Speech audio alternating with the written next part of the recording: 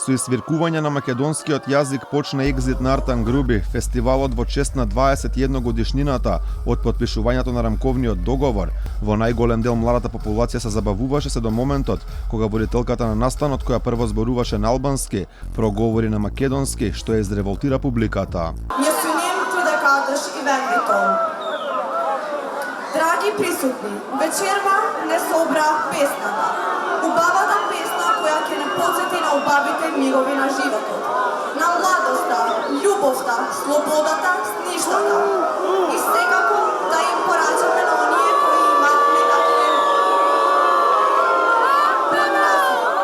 поводот. Првиот вице-премиер Артан Груби претходно најави дека очекува овој фестивал во иднина да прерасне на нивото на оние најголемите регионални, мултикултурни, обединувачки, но се поставува прашањето како со вакви случувања би се осварил планот. Го прашавме Груби. Дали Министерството за политички систем и односи меѓу заедниците ќе се извини до македонците поради овој потек на публиката? Дали Министерството за политички систем и односи меѓу заедниците ќе испрати осуда за овој потек на публиката?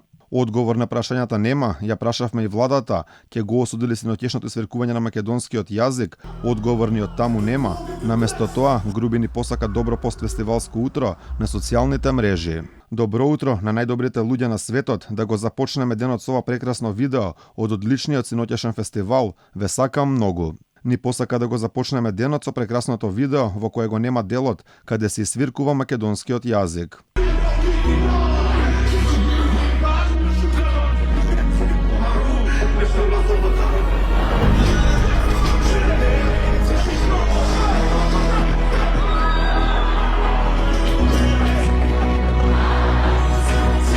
Инаку ПИС фестивал или фестивалот на мирот мина без ниту еден македонски пејач, откако двајцата кои беа најавени, Владо Јаневски и Антонија Гиговска, го откажаа настапот.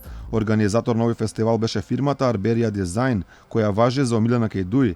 Таа требаше да изврши набавката на свидетелствата, што се уште се нема случано.